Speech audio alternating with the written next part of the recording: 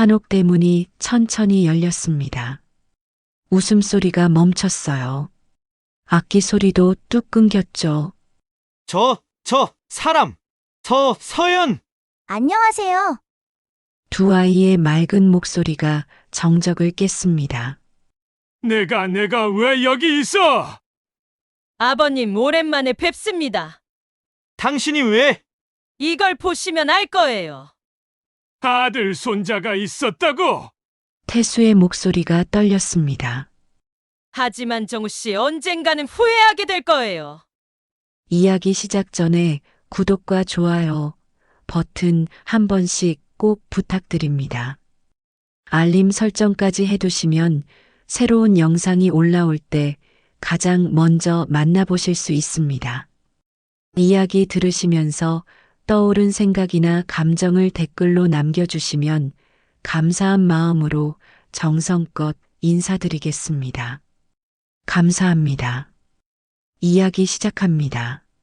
찬바람이 한옥마당을 스치고 지나갔습니다. 저는 이서연 35살이었죠. 그날 저녁 시댁 마당에 서 있던 제 손끝은 차갑게 얼어붙었습니다. 서연아, 더는 기다릴 수 없다. 시아버지 태수의 목소리가 마당을 가득 채웠어요. 65살의 노인이 내뿜는 위압감은 가을바람보다 더 매서웠습니다. 저는 떨리는 손으로 치마 저고리 끝을 움켜쥐었죠. 아버님, 저도 노력하고 있습니다. 병원에도 다니고 5년이야 5년. 태수가 지팡이로 마당 바닥을 쿵 찍었습니다. 그 소리에 제 심장도 함께 내려앉았어요. 옆에서 시어머니 은주가 안타까운 눈빛으로 저를 바라봤지만 입을 열지는 못했습니다. 우리 박씨 가문은 400년 동안 대를 이어왔어. 정우가 외아들인 걸 알면서 시집왔잖아. 제 남편 정우는 대청마루 기둥에 기대어 서 있었습니다. 38배 그는 저와 시아버지 사이에서 갈팔질팡하는 표정이었죠. 한옥식 레스토랑을 운영하는 그의 어깨는 무거워 보였습니다.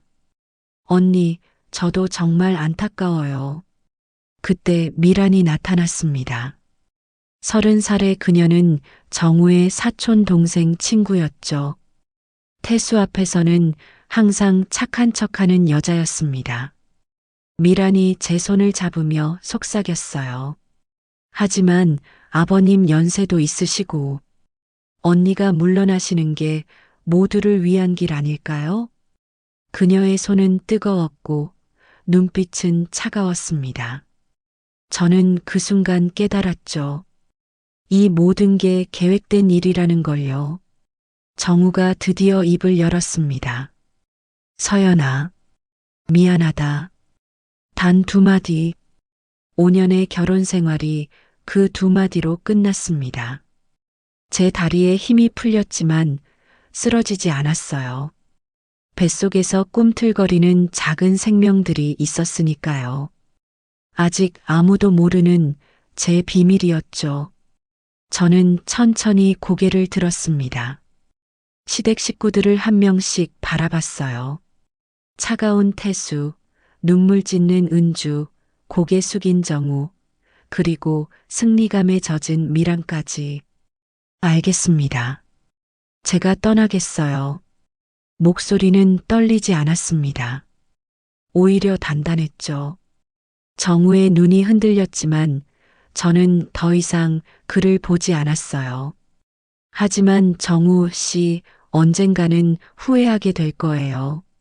마지막 말을 남기고 저는 몸을 돌렸습니다. 무거운 한옥대문을 열고 나가는 순간 가을바람이 제 뺨을 스쳤어요. 눈물이 흘렀지만 뒤돌아보지 않았습니다. 짐을 싸는 동안 은주가 방문 밖에서 서성였어요. 들어오지도 가지도 못하는 시어머니의 발걸음 소리가 들렸습니다. 저는 묵묵히 옷가지들을 가방에 담았죠. 결혼할 때 가져온 폐물들은 그대로 두었습니다. 그건 이제 제 것이 아니었으니까요. 마지막으로 정우와의 결혼 사진을 바라봤습니다. 행복했던 순간이 이제는 거짓말처럼 느껴졌어요. 사진을 뒤집어 놓고 방을 나섰습니다. 서연아. 복도에서 정우를 마주쳤습니다. 그가 뭔가 말하려 했지만 저는 그냥 지나쳤어요. 그의 손이 제 팔을 잡으려 했지만 저는 뿌리쳤습니다. 이제 와서 무슨 말을 하려고요? 결정은 이미 내려졌잖아요. 미안하다. 정말 미안해. 하지만 아버지가 그만해요. 변명은 듣고 싶지 않아요. 대문을 나서면서 마지막으로 한옥을 돌아봤습니다. 400년 전통의 집이라더니 정말 웅장했어요. 하지만 그 안에서 저는 숨 쉴 수 없었죠. 택시를 타고 떠나면서 배를 쓸어내렸습니다. 아직 티도 나지 않는 작은 생명들이 있었어요. 쌍둥이라고 의사가 말했었죠. 아들인지 딸인지는 아직 몰랐지만 이 아이들만은 제가 지켜야 했습니다. 어디로 모실까요? 택시 기사님이 물었습니다. 저는 잠시 망설였어요. 갈 곳이 없었거든요. 친정은 이미 부모님이 돌아가신 후 팔렸고 형제도 없었습니다. 서울역으로 가주세요. 어디든 떠나야 했습니다. 이 도시를 벗어나 새로운 곳에서 시작해야 했어요. 창밖으로 스쳐 지나가는 풍경이 흐릿했습니다. 눈물 때문이었을까요? 아니면 미래가 불확실해서였을까요? 핸드폰이 울렸습니다. 정우였어요. 전화를 받지 않았습니다. 또 울리고 또 울렸지만 계속 무시했죠. 마침내 문자가 왔습니다. 미안하다. 정말 미안해. 잘 지내. 웃음이 나왔습니다. 씁쓸한 웃음이었죠. 5년의 결혼이 그 짧은 문자로 끝나는구나 싶었어요. 핸드폰을 가방 깊숙이 넣었습니다. 서울역에 도착했을 때는 이미 밤이었습니다. 불빛들이 반짝이는 도시의 야경이 낯설었어요. 어디로 가야 할지 막막했지만 한 가지는 확실했습니다. 이 아이들을 위해 강해져야 한다는 것. 기차표를 샀습니다. 부산행이었어요. 왜 부산인지는 저도 몰랐습니다. 그냥 가장 멀리 가고 싶었던 것 같아요. 대합실 의자에 앉아 배를 쓸어내렸습니다. 엄마가 지켜줄게. 우리 함께 잘 살아보자. 혼잣말이었지만 다짐이기도 했습니다.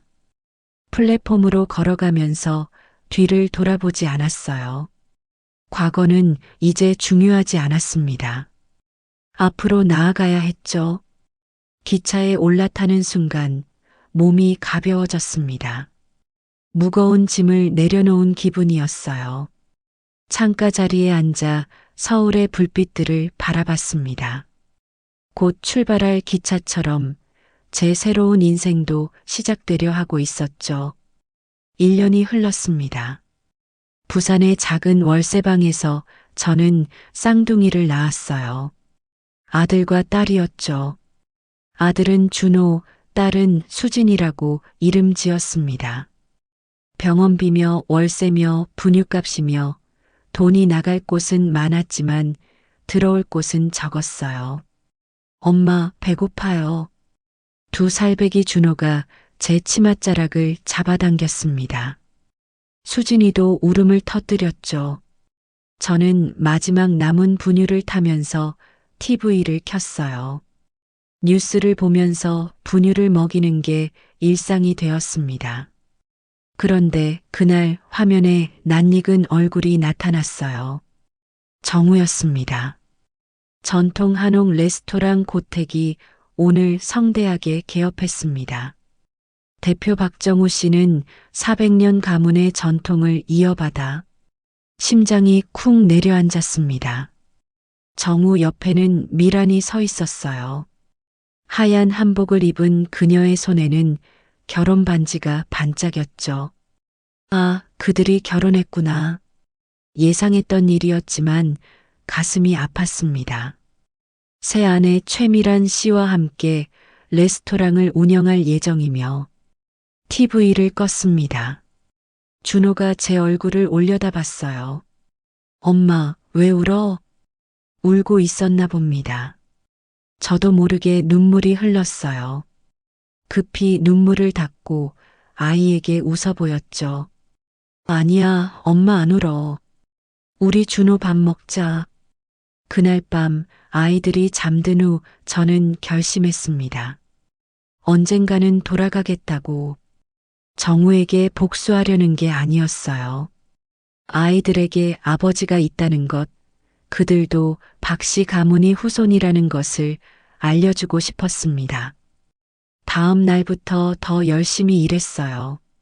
식당 서빙, 마트 계산원, 새벽 청소까지 할 수 있는 일은 뭐든 했습니다. 아이들은 어린이집에 맡기고 밤늦게 데리러 갔죠. 피곤했지만 포기할 수 없었어요. 아줌마, 왜 이렇게 열심히 살아요? 같이 일하는 젊은 직원이 물었습니다. 저는 쌍둥이 사진을 보여주며 웃었죠. 이 아이들 때문이에요. 이 아이들이 제 전부거든요. 시간은 빠르게 흘렀습니다. 아이들은 무럭무럭 자랐어요. 준호는 아버지를 닮아 잘생겼고 수진이는 저를 닮아 예뻤죠. 하지만 아이들은 아버지에 대해 묻지 않았습니다. 제가 일부러 그 얘기를 피했으니까요. 어느 날 우연히 만난 옛 친구가 소식을 전해줬어요. 서연아, 너희 시댁 얘기 들었어? 미란이란 여자가 임신했대. 가슴이 철렁했습니다. 하지만 이미 예상했던 일이었죠.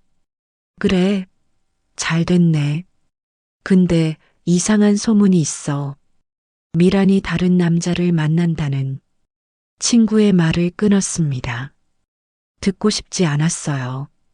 아니, 들으면 안 됐죠. 그들의 일에 더는 신경 쓰고 싶지 않았습니다. 하지만 마음 한구석에서는 계속 생각났어요. 정우는 행복할까? 태수 어른은 드디어 손자를 보게 되는 걸까? 은주 어머니는 저를 잊었을까? 밤마다 아이들의 잠든 얼굴을 보며 생각했습니다. 이 아이들에게 진실을 말해야 할까? 아버지가 있다는 것을, 할아버지 할머니가 있다는 것을 알려줘야 할까? 엄마, 우리 아빠는 어디 있어요? 어느 날 수진이가 물었습니다.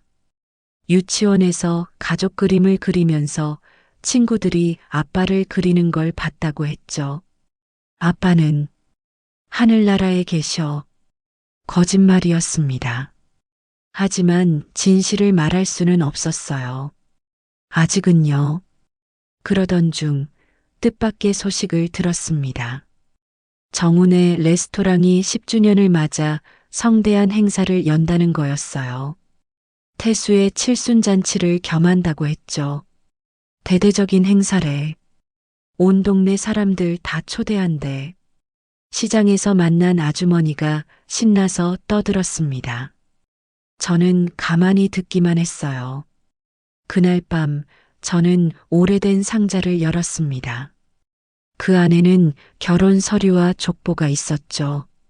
준호와 수진이의 출생 증명서도 함께요. 아이들의 아버지란에는 비어 있었지만 저는 알고 있었습니다. 이 아이들이 박씨 가문의 후손이라는 것을. 때가 왔구나. 혼잣말을 했습니다. 10년 후를 기다리려 했는데 벌써 기회가 온 것 같았어요. 태수의 칠순잔치라면 모든 친척이 모일 거예요. 그곳에서 진실을 밝히는 게 좋겠다고 생각했죠. 다음 날 저는 아이들을 데리고 사진관에 갔습니다. 가족 사진을 찍었어요. 준호와 수진이는 한복을 입고 환하게 웃었죠. 그 사진을 보며 결심했습니다. 이제 돌아갈 때가 됐다고 짐을 정리하기 시작했어요. 많지 않았습니다. 10년 동안 모은 게 고작 이것뿐이라니. 하지만 후회는 없었어요. 아이들을 건강하게 키웠으니까요. 엄마, 우리 어디 가요? 준호가 물었습니다. 영특한 아이는 뭔가 달라진 걸 눈치챘나 봐요. 엄마 고향에 가는 거야. 거기서 중요한 사람들을 만날 거야. 누구요? 준호랑 수진이가 만나야 할 사람들이야. 아이들은 더 묻지 않았습니다. 하지만 눈빛은 호기심으로 반짝였죠. 기차표를 예매했습니다. 10년 전과는 반대 방향이었어요. 부산에서 서울로 도망치듯 떠났던 그곳으로 다시 돌아가는 거였죠. 떠나기 전날 미용실에 갔습니다. 단정하게 머리를 자르고 오랜만에 화장도 했어요. 거울 속 제 모습이 낯설었습니다. 10년 전의 서연도 지금의 서연도 아닌 것 같았죠. 예쁘시네요. 특별한 날이신가 봐요? 미용사가 물었습니다. 저는 웃으며 대답했어요. 네, 아주 특별한 날이에요. 서울로 돌아온 지 일주일이 지났습니다. 작은 모텔에 짐을 풀고 저는 정운의 레스토랑을 멀리서 지켜봤어요. 고택이라는 간판이 크게 걸려 있었죠. 손님들로 북적이는 모습이 꽤 번창한 것 같았습니다. 그날 저녁 저는 용기를 내어 레스토랑 근처 카페에 앉았어요. 창밖으로 시댁 가족들의 모습이 보였습니다. 태수는 더 늙어 보였고 은주는 여전히 그의 그늘에 있었죠. 아들이 없으면 무슨 소용이야. 태수의 고함 소리가 밖까지 들렸습니다. 레스토랑 문이 열렸다 닫히는 사이로요. 정우가 고개를 숙이고 있는 모습이 보였어요. 아버지, 미란이도 노력하고 있습니다. 노력? 벌써 3년이 지났잖아. 서연이보다 더 못하구만. 제 이름이 나오자 가슴이 뛰었습니다. 아직도 저를 기억하고 있었군요. 미란이 눈물을 흘리며 나타났어요. 하지만 그 눈물이 진짜인지는 의문이었죠. 태수 앞에서만 우는 그녀를 저는 이미 알고 있었으니까요. 아버님, 죄송해요. 제가 몸이 약해서 병원에서는 스트레스 때문이라고. 은주가 미란의 어깨를 토닥였습니다.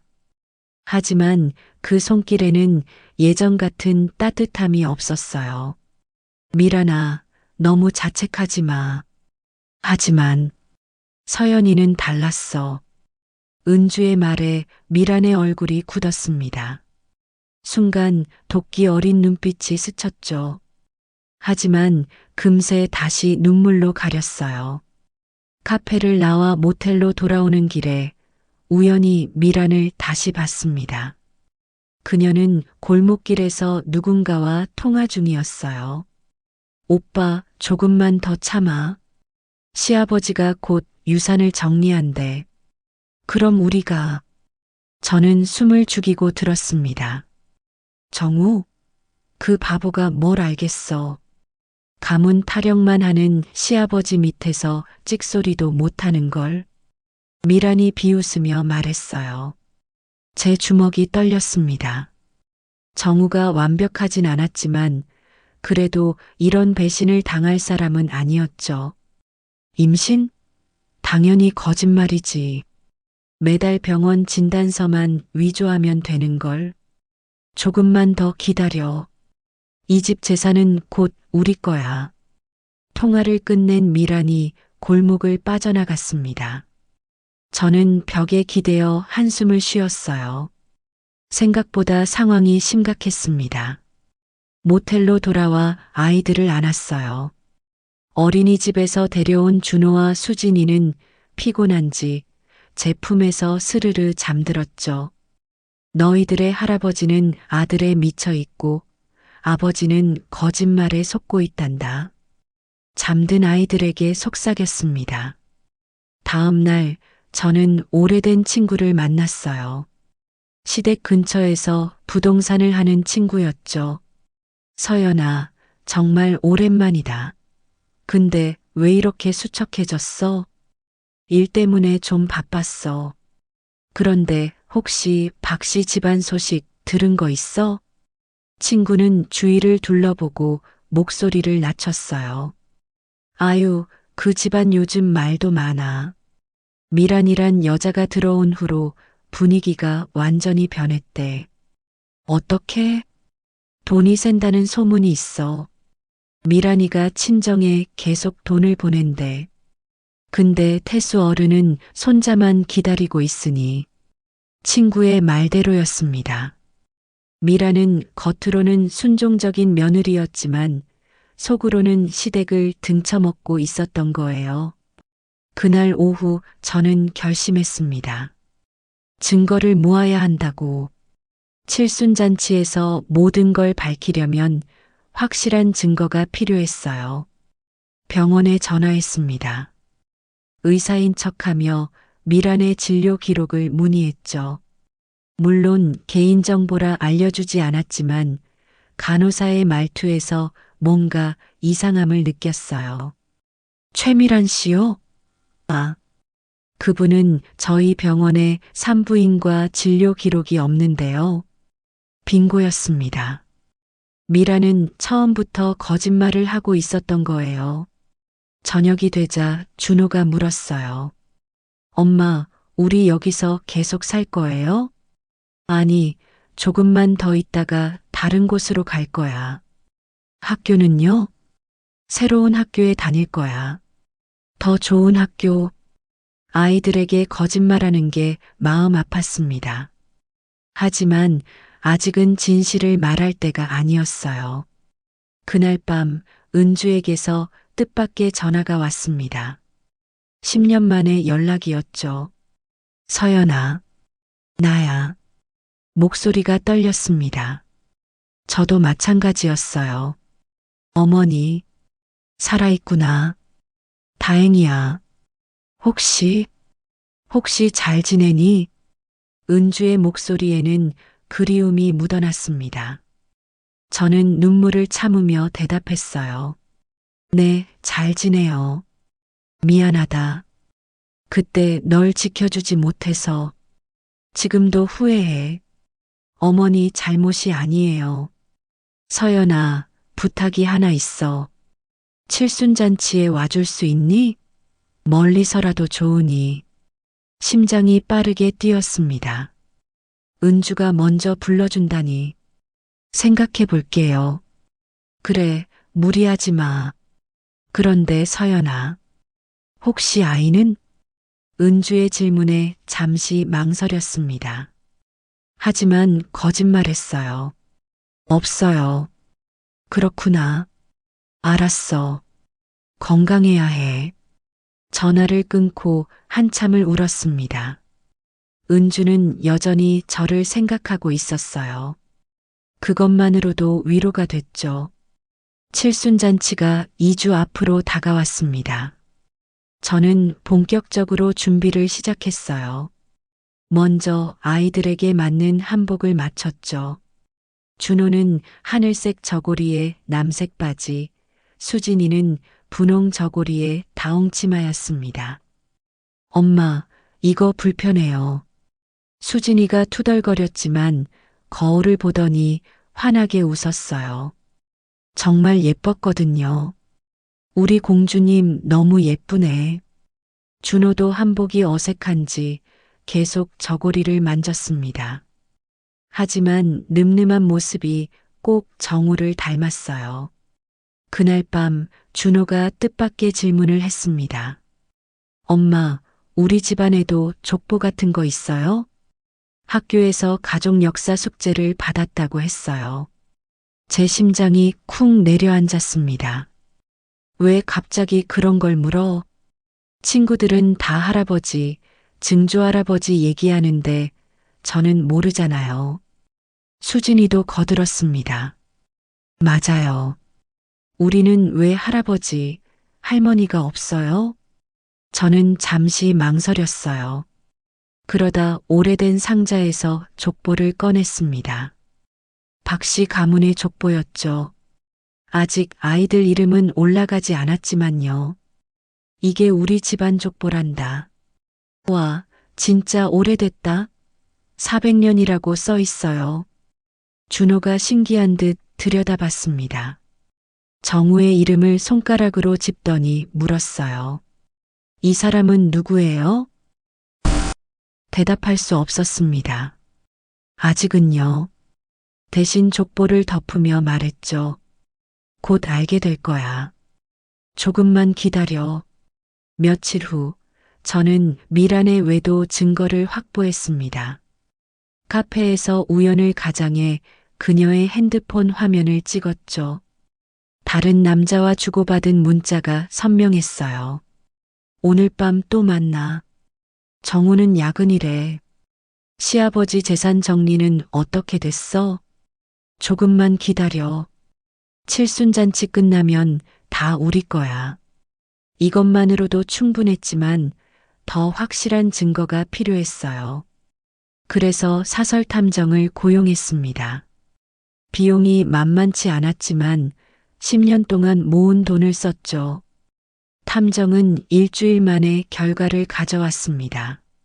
미란과 다른 남자가 호텔에 들어가는 사진들이었어요. 날짜와 시간이 명확히 찍혀 있었죠. 더 필요하신 게 있으십니까?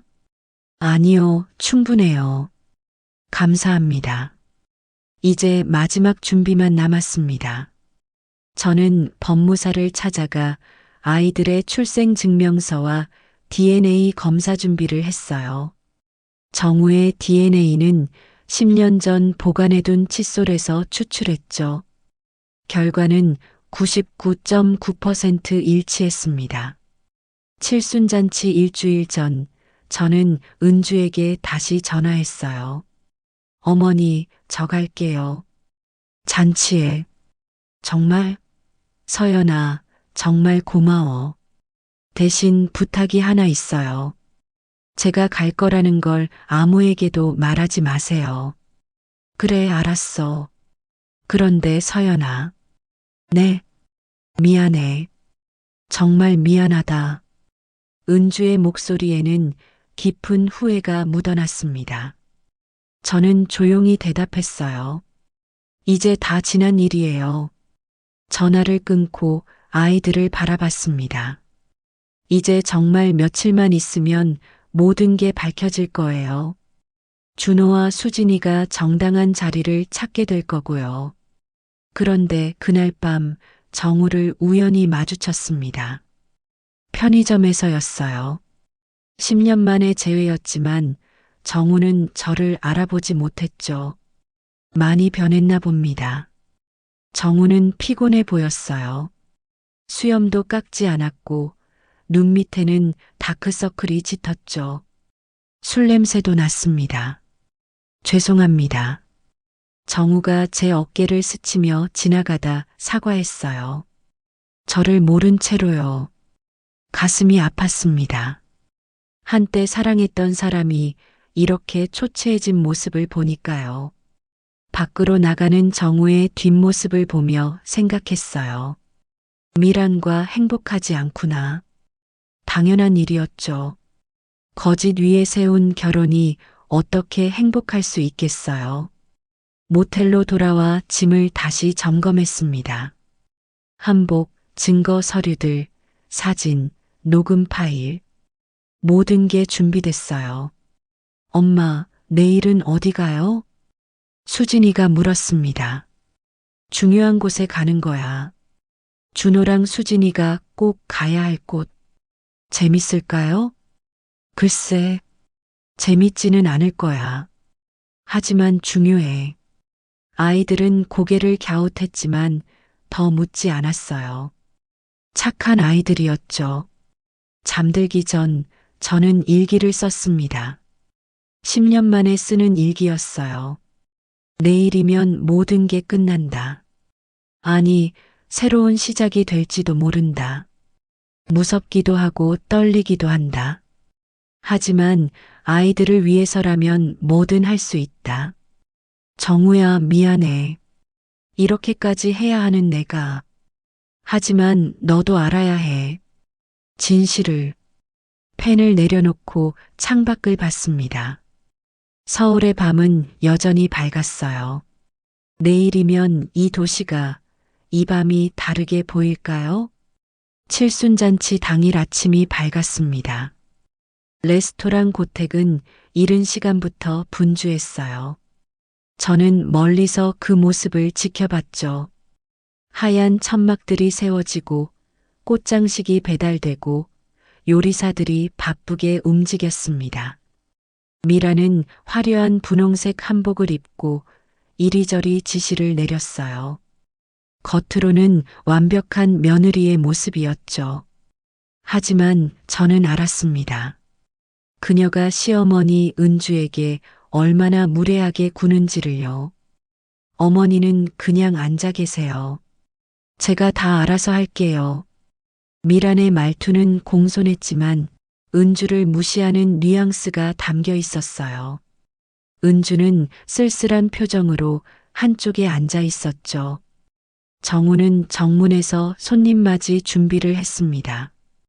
검은색 두루마기가 잘 어울렸지만 얼굴은 여전히 피곤해 보였어요. 미란이 다가가 팔짱을 끼려 했지만 정우는 슬며시 피했죠. 손님들 오시기 전에 확인할 게 있어. 정우가 차갑게 말하고 자리를 떴습니다. 미란의 얼굴이 일그러졌다가 금세 다시 미소를 지었어요. 주변에 사람들이 있었으니까요. 태수는 대청마루에 앉아 위엄을 뽐냈습니다. 칠순이지만 여전히 카리스마가 넘쳤죠. 정우야, 오늘 친척들 다 오는 거 맞지? 네, 아버지. 다 연락드렸습니다. 좋아. 오늘 중요한 발표가 있을 거야. 정우가 의아한 표정을 지었지만 태수는 더 설명하지 않았어요. 점심 무렵 저는 아이들을 데리고 미용실에 갔습니다. 머리를 단정하게 만들고 한복을 곱게 입혔죠. 엄마, 저희 진짜 예뻐요? 수진이가 거울을 보며 빙글 돌았습니다. 준호도 멋쩍은 듯 웃었어요.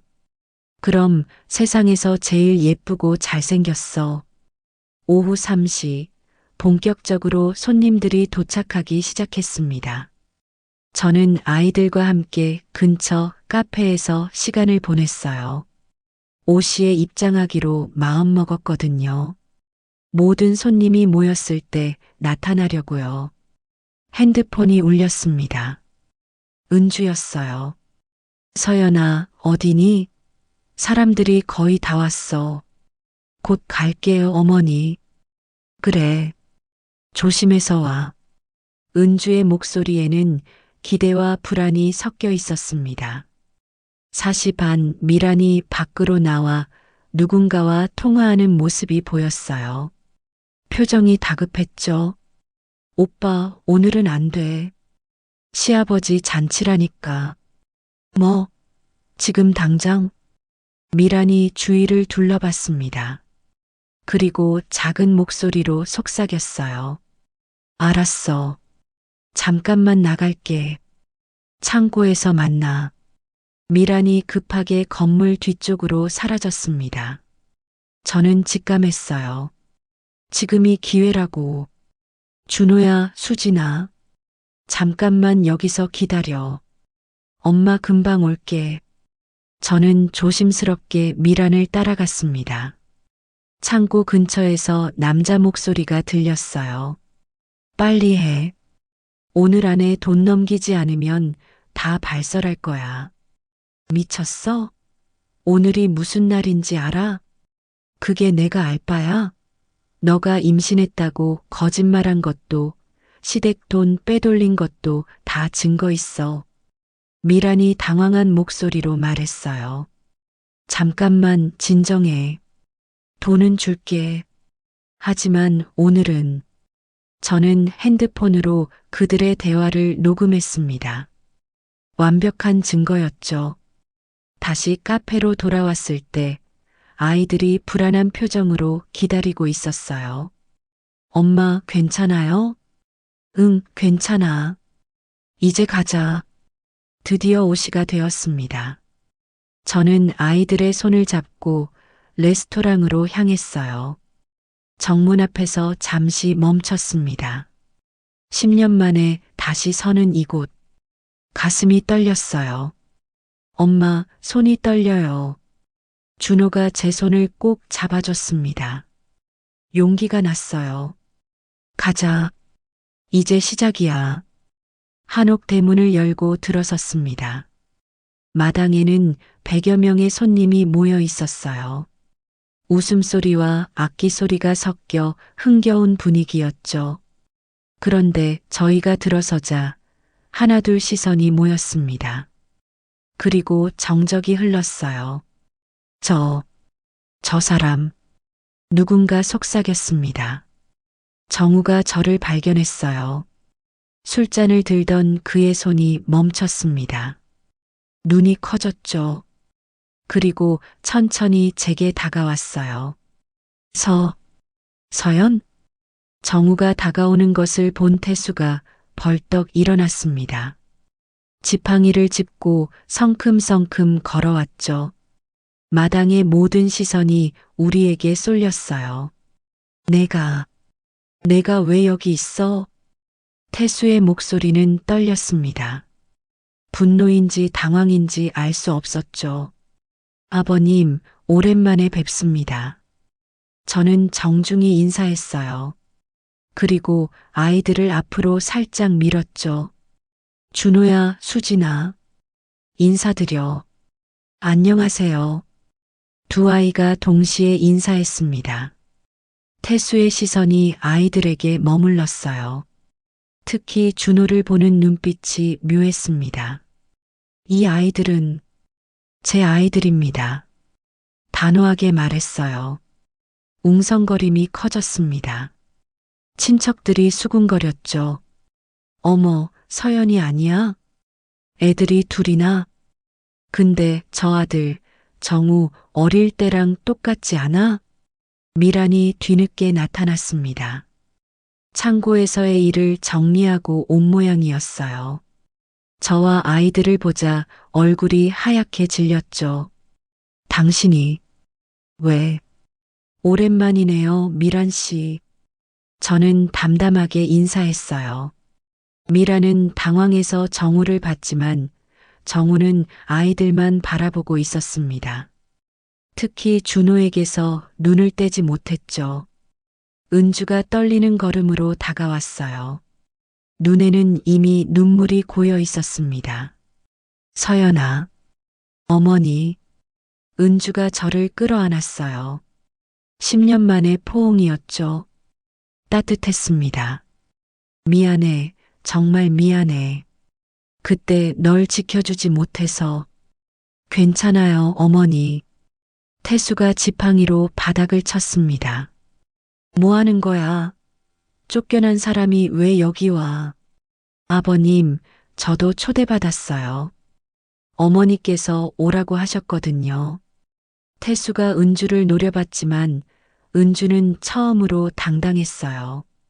제가 불렀어요. 서연이는 우리 가족이었으니까요. 가족?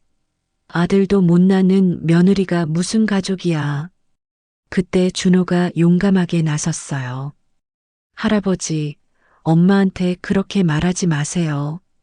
모두가 숨을 멈췄습니다. 9살 아이가 태수에게 맞선 거예요. 태수도 놀란 듯 준호를 봤죠. 넌 누구냐? 저는 박준호예요. 엄마가 이서연이고 아빠는. 제가 준호를 막았어요. 아직은 때가 아니었으니까요. 정우가 떨리는 목소리로 물었습니다. 서연아, 이 아이들. 정말 내 아이들이야? 네. 그럼 아이들 아버지는? 바로 그때 미란이 끼어들었어요. 그래요. 아이들 아버지가 누구죠? 우리와 상관없는 사람 아니에요? 미란의 목소리는 날카로웠습니다. 하지만 불안함이 묻어났죠. 저는 가방에서 서류를 꺼냈어요. 출생증명서와 DNA 검사 결과였죠. 이걸 보시면 알 거예요. 정우가 서류를 받아들었습니다. 읽어 내려가던 그의 얼굴이 점점 창백해졌어요. 이게 진짜야? 네. 준호와 수진이는 당신 아이들이에요. 정우 씨. 폭탄 선언이었습니다. 마당이 술렁였어요. 태수가 서류를 낚아채 읽었죠. 그의 손이 떨렸습니다.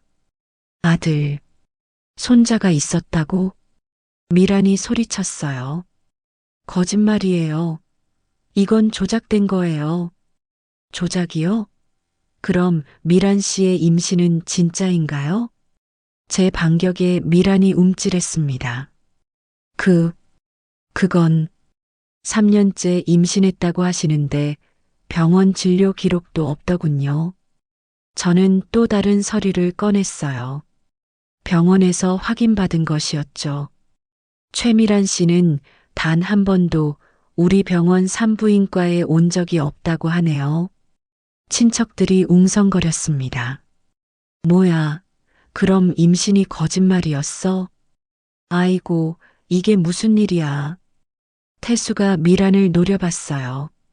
설명해봐. 이게 어떻게 된 일이야? 미란이 당황해서 변명을 늘어놓으려 했지만 저는 핸드폰을 꺼냈습니다. 아, 그리고 이것도 들어보셔야 할 것 같네요. 창고에서 녹음한 파일을 재생했어요. 미란과 다른 남자의 대화가 마당에 울려 퍼졌죠. 오늘 안에 돈 넘기지 않으면 다 발설할 거야. 너가 임신했다고 거짓말한 것도 시댁 돈 빼돌린 것도 다 증거 있어. 녹음이 끝나자 정적이 흘렀습니다. 미라는 주저앉았어요. 이건 정우가 미란을 바라봤습니다.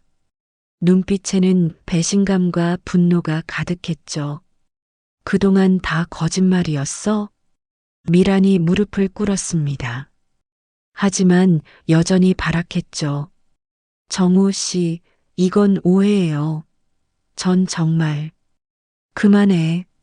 정우가 소리쳤어요. 난생 처음 보는 그의 분노였습니다. 더는 듣고 싶지 않아.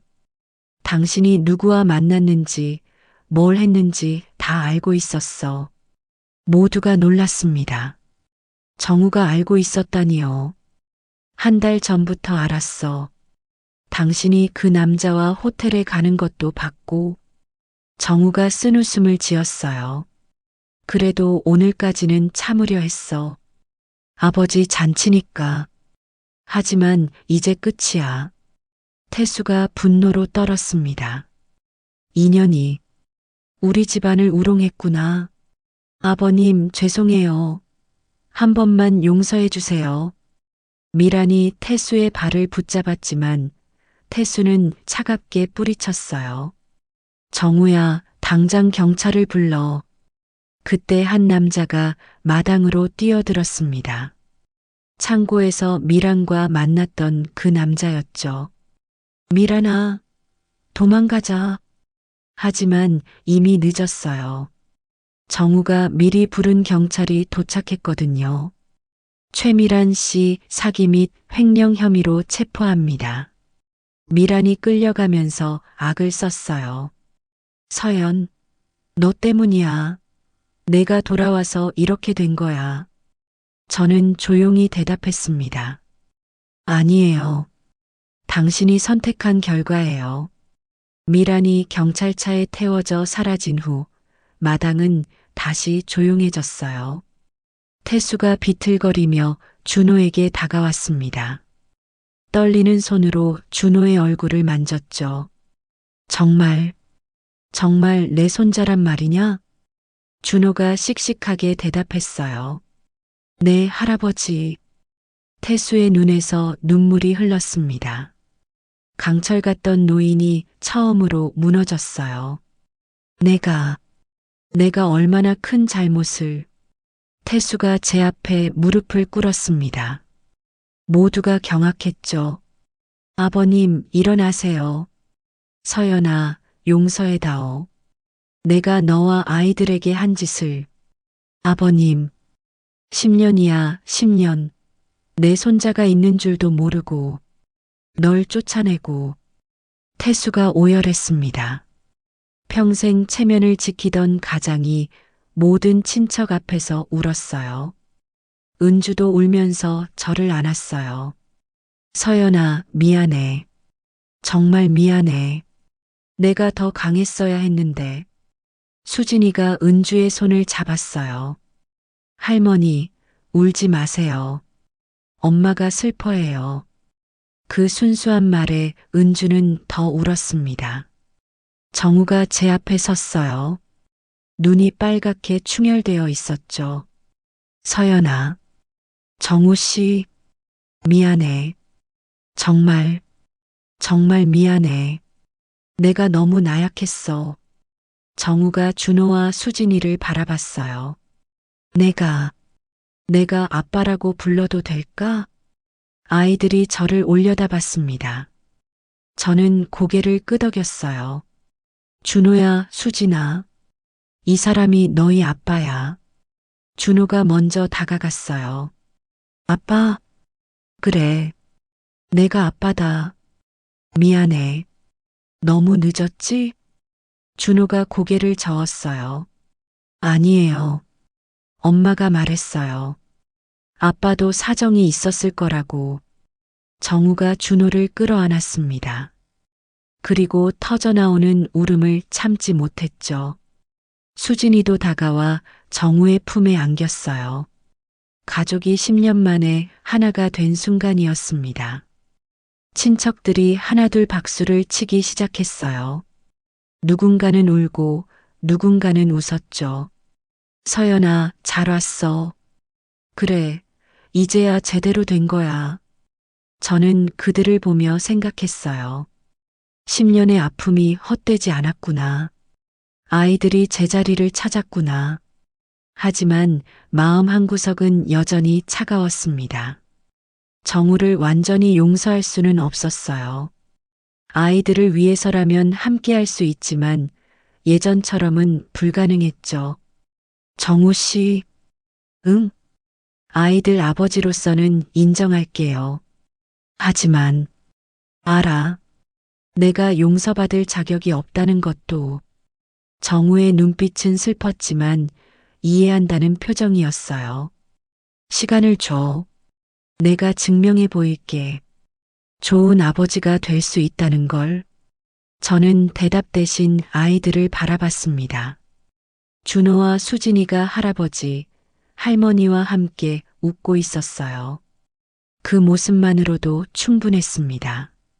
잔치는 엉망이 됐지만 이상하게도 분위기는 따뜻했습니다. 친척들이 하나둘 저와 아이들에게 다가와 인사했어요. 서연아, 고생 많았구나. 아이들이 정말 예쁘게 컸네. 태수는 준호를 무릎에 앉히고 놓지 않았습니다. 10년 동안 그토록 원하던 손자였으니까요. 준호야, 할아버지가 많이 늦었다. 미안하구나. 괜찮아요, 할아버지. 엄마가 말했어요. 할아버지도 저희를 몰랐을 거라고. 준호의 말에 태수는 또 눈물을 흘렸어요. 평생 눈물을 안 보이던 사람이 오늘만 몇 번을 우는지 모르겠더군요. 수진이는 은주 곁에 바짝 붙어 있었습니다. 은주가 수진이의 머리를 쓰다듬으며 말했어요. 우리 공주님, 할머니가 많이 보고 싶었어. 저도요. 엄마가 가끔 할머니 얘기했어요. 요리 잘하신다고. 그래. 할머니가 맛있는 거 많이 해줄게. 저녁이 되자 친척들이 하나둘 돌아갔습니다. 오늘 일은 두고두고 회자될 것 같았어요. 박씨 가문 역사상 가장 드라마틱한 칠순잔치였으니까요. 정우가 조심스럽게 다가왔습니다. 서연아, 잠깐 얘기 좀 할 수 있을까? 저는 아이들을 은주에게 맡기고 정우를 따라 정원으로 갔어요. 10년 전 제가 쫓겨났던 그 정원이었죠. 미안해. 1000번 만번 사과해도 부족하다는 거 알아. 정우의 목소리는 떨렸습니다. 그때 내가 더 강했어야 했어. 널 지켜줬어야 했는데. 이제 와서 그런 말을 해도 알아. 하지만 꼭 하고 싶었어. 10년 동안 매일 후회했다고. 정우가 한숨을 쉬었어요. 미랑과의 결혼은 지옥이었어. 매일이 거짓이었고 매일이 후회였지. 내가 떠난 후 단 하루도 편한 날이 없었어. 그건 당신이 선택한 일이에요. 맞아. 내 선택이었고 내 잘못이야. 그래서 더 미안해. 정우가 제 손을 잡으려 했지만 저는 피했어요. 정우 씨, 전 아이들 때문에 여기 온 거예요. 당신과 다시 시작하려는 게 아니라. 알아. 그래도 아이들 아버지로서라도 곁에 있게 해줘. 저는 잠시 생각했습니다. 아이들에게는 아버지가 필요했어요. 그것만은 부정할 수 없었죠. 좋아요. 하지만 조건이 있어요. 뭐든 들을게. 첫째, 아이들에게 거짓말하지 마세요. 둘째, 제 교육 방식에 간섭하지 마세요. 셋째, 우리 사이는 아이들 부모로서만 만나요. 정우가 씁쓸하게 웃었지만 고개를 끄덕였어요. 그래, 내 말대로 할게. 다시 집으로 들어갔을 때 태수가 기다리고 있었습니다. 서연아, 부탁이 있다. 말씀하세요, 아버님. 다시 이 집으로 돌아와 주겠니? 아이들과 함께. 예상한 제안이었지만 선뜻 대답할 수 없었어요. 아버님, 저는 알아. 우리가 널 얼마나 아프게 했는지. 하지만 아이들을 생각해봐. 준호와 수진이에게는 이곳이 뿌리야. 태수의 말이 맞았습니다. 아이들에게는 가족이 필요했어요. 할아버지, 할머니, 아버지가 있는 완전한 가족이요. 시간을 주세요. 생각해 볼게요. 그래. 서두르지 않을게. 하지만 꼭 돌아와 주면 좋겠구나. 그날 밤 저는 아이들과 함께 호텔로 갔습니다. 준호와 수진이는 너무 신이 나서 잠들지 못했어요. 엄마, 우리 진짜 할아버지, 할머니가 있었네요. 수진이가 방방 뛰며 말했어요. 아빠도 있고, 근데 아빠는 왜 지금까지 없었어요? 준호의 질문에 잠시 말문이 막혔습니다. 어른들 사정이 있었어. 하지만 이제는 함께 할 수 있을 거야. 우리 저 큰 집에서 살 거예요? 글쎄, 아직은 모르겠어. 아이들이 잠든 후 저는 창밖을 바라봤습니다. 서울의 야경이 반짝였어요. 10년 전 이 도시를 떠날 때와는 다른 마음이었죠. 다음 날 아침 은주에게서 전화가 왔어요. 서연아, 아침 먹으러 오지 않을래? 아이들과 함께. 따뜻한 목소리였습니다. 거절할 수 없었어요. 네, 갈게요. 시댁에 도착했을 때 놀라운 광경이 펼쳐졌습니다. 태수가 직접 아침상을 차리고 있었어요. 할아버지가 요리해요? 준호가 놀라서 물었어요.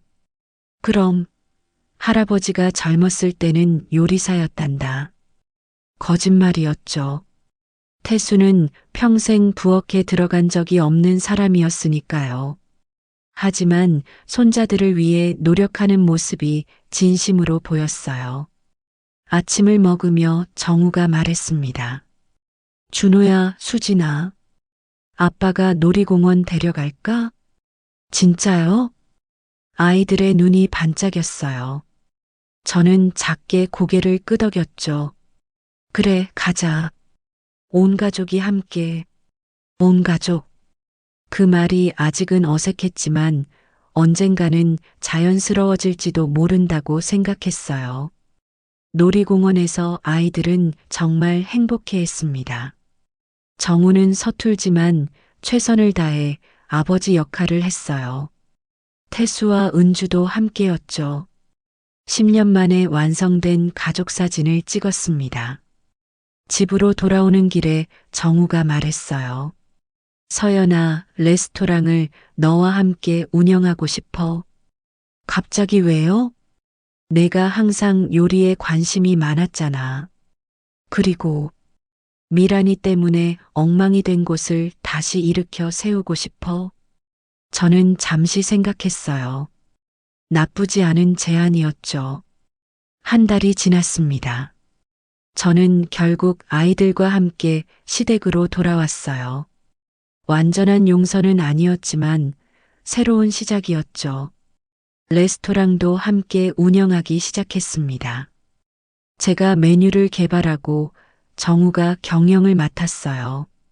조금씩 호흡이 맞아갔죠. 준호와 수진이는 새 학교에 잘 적응했습니다. 친구들에게 당당하게 아빠 자랑을 했어요. 그 모습을 보며 저는 옳은 선택을 했다고 느꼈죠. 어느 날 저녁 정우가 말했어요. 서연아, 고마워. 돌아와줘서. 아이들을 위해서예요. 알아. 하지만 언젠가는 나를 위해서도 돌아왔다고 말해줄 수 있을까? 저는 대답하지 않았습니다. 하지만 마음 한구석에서는 그날이 올지도 모른다고 생각했어요. 태수는 완전히 변했습니다. 권위적이던 모습은 사라지고 자상한 할아버지가 됐죠. 매일 아이들을 학교에 데려다 주고 태권도 학원도 같이 다녔어요. 은주도 행복해했습니다. 드디어 진짜 가족이 생긴 것 같다고 했죠. 서연아, 이제야 우리 집이 진짜 집 같아. 6개월이 지났을 때 정우가 작은 상자를 내밀었어요. 이게 뭐예요? 열어봐. 안에는 새로운 결혼 반지가 있었습니다. 10년 전 것과는 다른, 더 소박하지만 진심이 담긴 반지였죠. 정우 씨, 답은 안 해도 돼. 그냥 갖고 있어. 언젠가 끼고 싶을 때 껴줘. 저는 반지를 받았습니다. 끼지는 않았지만 버리지도 않았어요. 1년이 지났습니다. 레스토랑은 다시 번창했고 가족은 더욱 단단해졌죠. 어느 날 저는 조용히 반지를 꼈습니다. 정우는 아무 말 없이 미소만 지었어요. 진짜 새로운 시작이었습니다. 10년의 아픔을 딛고 일어선 더 강해진 우리 가족의 시작이었죠. 준호가 어느 날 말했어요. 엄마, 행복해요? 응, 행복해. 진심이었습니다. 완벽하지는 않지만 우리는 함께였고 그것만으로도 충분했으니까요. 오늘 이야기 함께 해주셔서 정말 감사합니다. 구독과 좋아요는 영상을 만드는데 큰 힘이 됩니다. 이야기 들으시면서 떠오른 생각이나 감정을 댓글로 남겨주시면 감사한 마음으로 인사드리겠습니다. 그럼 다음 이야기에서 또 뵙겠습니다.